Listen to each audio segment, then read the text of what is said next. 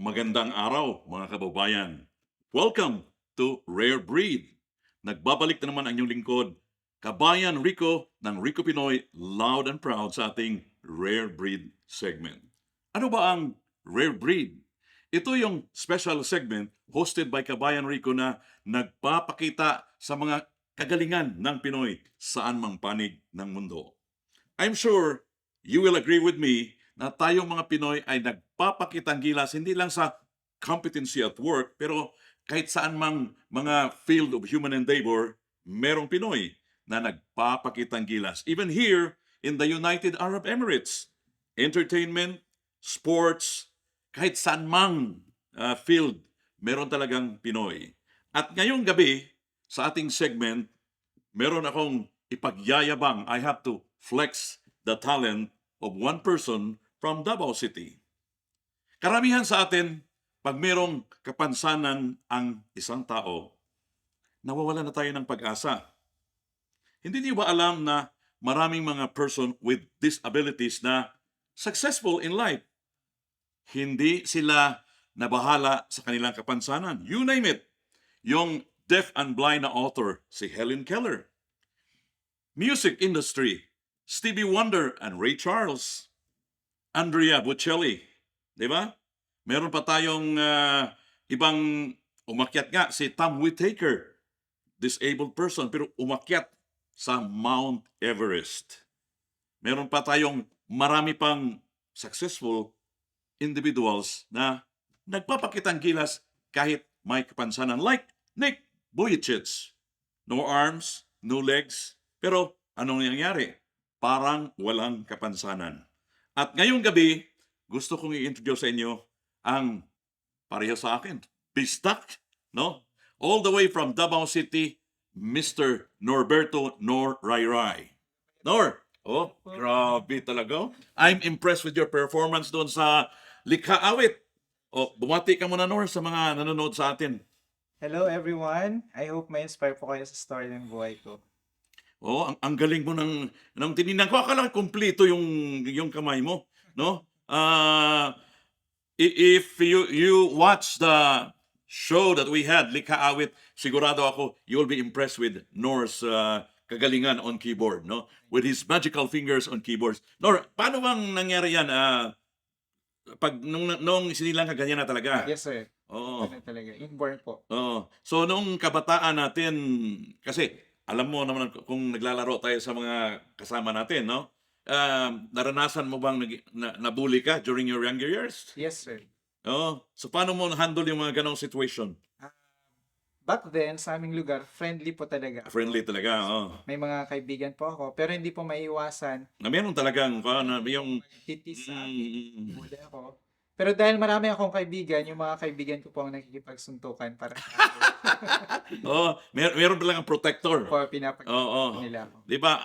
How would you describe your younger years, no? Halimbawa doon sa elementary years mo, no? When it comes to yung mga activities, ikaw ba ay kasi karamihan kasi sa mga tao pag mayroong kapansanan, lumayo, they will isolate themselves. Pero ikaw, how would you describe your participation in events of the school during your younger years? My childhood was very happy. Mm. And buti na lang, Sir Rico, hindi po ako tinago ni nanay sa bahay lang. Mm.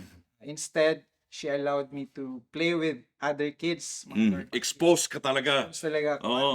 In-enroll po ako ni nanay sa isang public school Sa Davao, sa South Cotabato. South Cotabato. At what age mo na-discover na may galing ka pala sa piano? 11 years old po. 11 years old. Meron po akong Meron ba nagtuturo sa'yo or yung sariling sikap?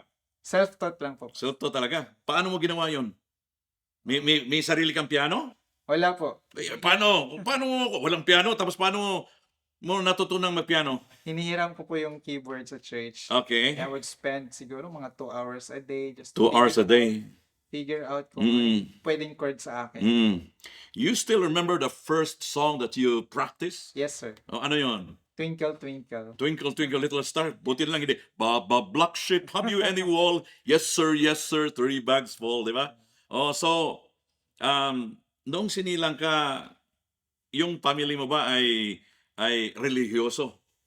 Um, Nagsisimba po yung parents namin. Oh, so you're born a Yes. Catholic? Episcopal po. Episcopal. Naglipayan siya. Okay. So, paano mo na-discover yung bago mo yung congregation and church? Ah, sa aming barangay po kasi uso nun ang Daily Vacation Bible School. Okay. So doon po ako namulat. Mm. Nagustuhan ko po yung mga activities ng youth before. Mm. And yun, naisip ko po na doon na lang ako magstay Okay. to Until now. yes, Until now. At what age? na nag-church Oh? sa kanila. 7 years old po. 7 years. Alam mo, normally for kids with 7 years old na yung mga edad na 7 years old, they focus more on playing, no? Yes. Pero ikaw, I'm impressed because naging kuan ka talaga. You establish closer relationship to God, di ba?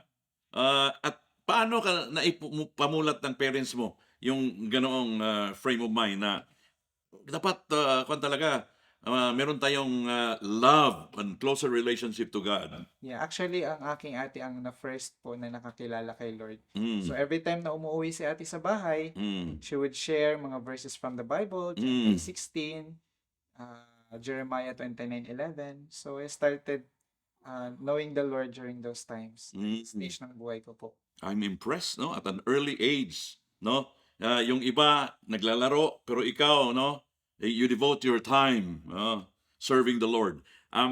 Gusto ko lang malalaman kasi yung tao kasi pag merong kapansanan, para bang wala na silang pag-asa sa buhay, di ba? But in your case, no?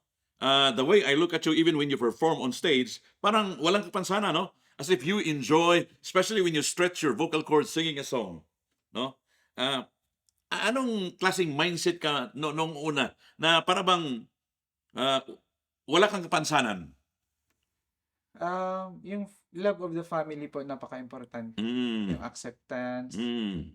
at yung training Mm. parents sa akin. So trainin po ako ng nanay ko na maging independent. Mm. Pero sorry ko, hindi naman po automatic na okay na ang lahat, okay na sa akin. Mm. I came to a point din po sa buhay ko na tinanong ko si Lord, Mm. Lord, bakit sa lahat ng bata, bakit sa akin pa nangyari? Okay. So, I tried to seek for answer Mm. sa Panginoon. And fortunately, the Lord answered me back Mm. when I read the Bible. In John 9:3, sabi doon, this happened to you so that the glory of God might be displayed in your life. Yun, tama, di ba? Para makikita ng ibang tao na, you are being blessed by the Almighty. Di ba? So, nung bata ka, paano yung mga challenges na na-encounter mo, Nor? No, you are married, right? Yes. Oo. And paano nakilala yung mahal mo sa buhay, yung asawa mo? Nakilala ko po yung asawa ko nung ako ay college. Mm. Kasama ko siya sa campus ministry. Okay. And then, naging best friend ko siya. Mm. Kasama ko siya sa worship team. And doon, niligawan ko po siya. Pero ang pinaka-challenging talaga bilang isang binata ay yung, kumbaga, hesitant ako manligaw kasi baka sabihin ng iba na, uy, worthy ka ba para sa Paano mo na-overcome yung ganoong fear of rejection? Um, Kasi yung iba talaga is because of fear of rejection, no? What kung mababastid ako, di ba? What kung pagtatawanan niya ako, no? Paano mo nalampasan ang ganong stage? Siguro yung faith ko kay Lord Mm. na pinanganak po akong may purpose, Mm. pinanganak po akong may magandang plano si Lord sa akin na Mm. hindi ko kailangan maging fearful sa buhay. Mm. So, nung niligawan ko po yung aking asawa, parang siya talaga yung love ko eh. Pag love mo, Paano mo siya in-approach, no? ganito po. Oh. Kasi uso pa nun ang text-text, di ba? Okay. So, sa text, tinanong ko siya, Mm. qualified ba ako maging boyfriend mo? Tapos ang sagot ko ng aking asawa, Mm. bakit naman hindi? Yun. Para namang yes agad, di ba? So, yun po yung aking Oo. naging hint na, pwede pala. Oo. So, you propose? Yeah, I Oh. proposed. And she said yes. Okay. So, nagbunga ba ang inyong pagmamahalan? Yes, after 7 years po, 7 years, ha? napakasalan ko po yung aking girlfriend. Mm. And then after 1 year, nagkaroon po kami ng Okay. So, how old is your daughter? Daughter, now? She's 11 po. 11. 11 years. Oo. Ano yung pinaka masakit na stage ng buhay mo na naranasan mo? Yeah, I think nung nawala po yung asawa ko. I'm sorry to hear that, but paano nangyari? Anong nangyari? 2016 po, she was diagnosed with breast cancer. So, lahat po ng pwede namin gawin, Mm. medications, surgery, radiation, chemotherapy. Mm. After 2 years, pa rin siya ni Lord. Ano ba yung feeling pag nawawalan ka ng yung kapartner mo sa buhay, Nor? Indescribable po yung Yes. So, paano mo nalagpasan yung ganong stage? Actually, ang nagbigay sa akin ng inspiration para magpatuloy sa buhay, yung anak ko po. Mm. So, yun. I think, doon ko po ginawa yung strength, Mm.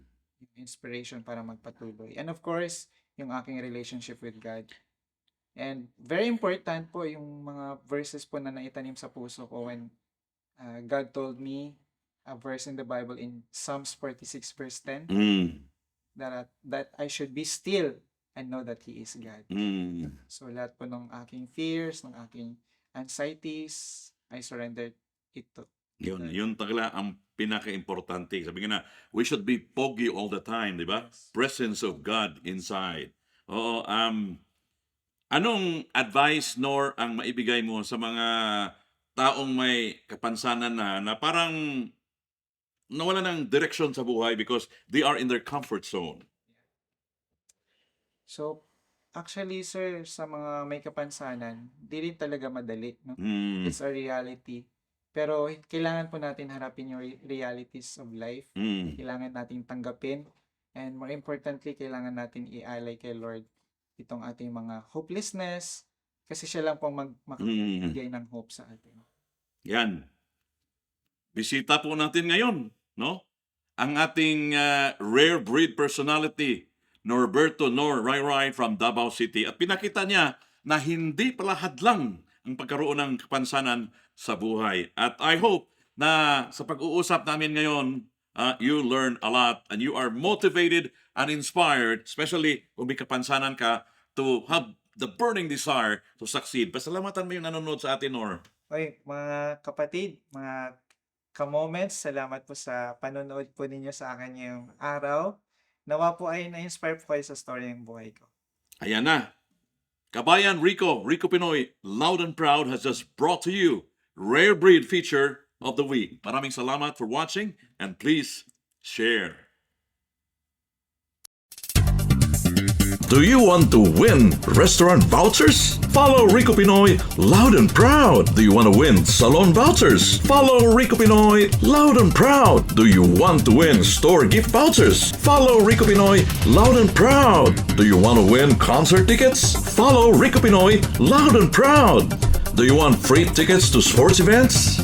Follow Rico Pinoy Loud and Proud. You can win many things by following our page. Rico Pinoy Loud and Proud is loaded with special segments. Kabayan, Linggo ng Kasayahan, Food Education, OFW News Updates, Karunungan at Kaalaman sa Kaunlaran, Operation Transformation, Rare Breed, Vlogstar Story, Negosyong Pinoy, Pulso ng OFWs, Affair of the Heart, Straight from the Author's Mouth, Pinoy Beyond Borders, and live coverage of events. Rico Pinoy, Loud and Proud, reaching out to Filipinos anywhere in the world. Follow us now